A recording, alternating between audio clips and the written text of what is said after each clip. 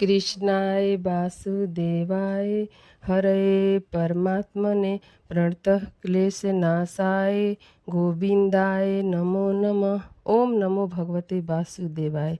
आप सभी को निर्जला एकादशी व्रत की हार्दिक शुभकामनाएं। हरे कृष्णा, राधे राधे। आइए सुनते हैं निर्जला एकादशी की पौराणिक व्रत कथा। भगवान श्री हरि विष्णु की असीम अनुकंपा को प्राप्त करने का दिव्य अवसर है। निर्जला एकादशी को यूं ही सबसे बड़ी एकादशी नहीं कहा गया है। जिस व्रत में जल तक को त्याग कर भगवान का स्मरण किया जाता है, उसकी महिमा भी उतनी ही महान होती है। कहा जाता है कि इस एकादशी की कथा को श्रद्धा, भक्ति और एकाग्र मन से सुनने मात्र से मनुष्य के जीवन में पुण्य की प्राप्ति होती है, पापों का क्षय होता है और आत्मा की शांति मिलती है। आइए हम कथा को श्रवण करते हैं। श्री भीमसेन बोले कि हे पितामह, भ्राता युधिष्ठिर, माता कुंती, द्रौपदी, अर्जुन, नकुल और सहदेव आदि एकादशी के दिन व्रत करते हैं और मुझसे एकादशी के दिन अन्न खाने को मना करते हैं। मैं उनसे कहता हूँ कि भाई, मैं भक्ति पूर्वक भगवान की पूजा कर सकता हूँ और दान दे सकता हूँ, परंतु मैं एकादशी के दिन भूखा नहीं रह सकता हूँ। इस पर व्यास जी बोले, हे भीमसेन, यदि तुम नरक बुरा और स्वर्ग को अच्छा समझते हो तो प्रत्येक मास की दोनों एकादशियों को अन्न न खाया करो। इस पर भीमसेन बोले, हे पितामह, आपसे प्रथम कह चुका हूँ कि मैं एक दिन एक समय भी भोजन किए बिना नहीं रह सकता। फिर मेरे लिए पूरे दिन का उपवास करना तो कठिन है। मेरे पेट में अग्नि का वास है, जो अधिक अन्न खाने पर शांति होती है, और मैं प्रयत्न करूँ तो एक व्रत अवश्य कर सकता हूँ। अतः आप मुझे कोई एक ऐसा व्रत बतलाइए जिससे मुझे स्वर्ग की प्राप्ति हो। श्री व्यास जी बोले कि हे वायुपुत्र, बड़े बड़े ऋषि और महर्षियों ने बहुत से शास्त्र आदि बनाए हैं। यदि कलयुग में मनुष्य उनका आचरण करे तो अवश्य ही मुक्ति को प्राप्त होता है। उनमें धन बहुत खर्च होता है। उनमें से जो पुराणों का सार है उसे कहता हूँ कि मनुष्य को 2 पक्षों की एकादशियों का व्रत करना चाहिए, इससे उन्हें स्वर्ग की प्राप्ति होती है। श्री व्यास जी बोले, हे भीमसेन, कृष्ण और मिथुन संक्रांति के मध्य में श्रेष्ठ मास की शुक्ल पक्ष की एकादशी होती है, उसका निर्जल व्रत करना चाहिए।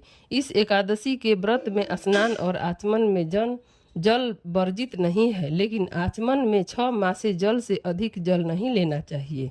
इस आचमन से शरीर की शुद्धि हो जाती है। आचमन में 6 मासे से अधिक जल मद्यपान के समान है। इस दिन भोजन नहीं करना चाहिए, क्योंकि भोजन करने से व्रत नष्ट हो जाता है। यदि सूर्योदय से सूर्यास्त तक मनुष्य जलपान न करे तो उससे 12 एकादशियों के फल की प्राप्ति होती है। द्वादशी के दिन सूर्योदय से पहले ही उठना चाहिए। इसके पश्चात भूखे ब्राह्मण को भोजन कराना चाहिए। तत्पश्चात स्वयं भोजन करना चाहिए। इसका फल 1 वर्ष संपूर्ण एकादशियों के फल के बराबर है। हे भीमसेन, स्वयं भगवान ने मुझसे कहा था कि इस एकादशी का पुण्य समस्त तीर्थों और दानों के बराबर है। एक दिन निर्जला रहने से मनुष्य पापों से मुक्त हो जाता है। जो मनुष्य निर्जला एकादशी का व्रत करते हैं उनको मृत्यु के समान भयानक यमदूत नहीं दिखते हैं। उस समय भगवान विष्णु के दूत स्वर्ग से आते हैं और उसको पुष्पक विमान पर बैठाकर स्वर्ग को ले जाते हैं। अतः संसार में सबसे श्रेष्ठ निर्जला एकादशी का व्रत है। अतः यत्न पूर्वक इस एकादशी का निर्जल व्रत करना चाहिए। उस दिन ओम नमो भगवते वासुदेवाय मंत्र का उच्चारण करना चाहिए। उस दिन गौदान करना चाहिए। व्यास देव जी के ऐसे वचन सुनकर उसने निर्जला व्रत किया। इस एकादशी को भीमसेन या पांडव एकादशी भी कहते हैं। निर्जल व्रत करने से पहले भगवान की पूजा करनी चाहिए और उनसे विनय करनी चाहिए कि हे भगवान, आज मैं निर्जल व्रत करता हूँ, उसके दूसरे दिन भोजन करूँगा। मैं इस व्रत को श्रद्धा पूर्वक करूँगा, उससे मेरे सब पाप नष्ट हो जाए।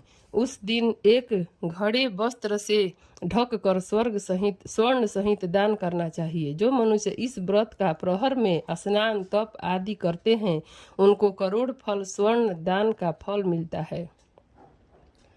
जो मनुष्य इस दिन यज्ञ होमादि करते हैं उसका फल वर्णन भी नहीं हो सकता। इस निर्जला एकादशी के व्रत से मनुष्य विष्णु लोक को जाता है। जो मनुष्य इस दिन अन्न खाते हैं उसे चंडाल समझना चाहिए, वे अंत नरक में जाते हैं। ब्रह्म हत्यारे, मद्यपान करने वाले, चोरी करने वाले, गुरु से द्वेष करने वाले, असत्य बोलने वाले इस व्रत को करने से स्वर्ग को जाते हैं।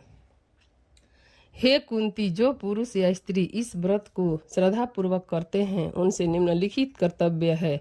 उन्हें सर्वप्रथम विष्णु भगवान की पूजा करनी चाहिए, तत्पश्चात गौदान करना चाहिए। उस दिन ब्राह्मणों को दक्षिणा, मिष्ठान आदि देना चाहिए। निर्जला के दिन अन्न, वस्त्र, छत्र, उपाहन आदि का दान करना चाहिए। जो मनुष्य इस कथा को प्रेम पूर्वक सुनते व पढ़ते हैं उनको स्वर्ग की प्राप्ति होती है। हरे कृष्णा। जय एकादशी मैया की जय।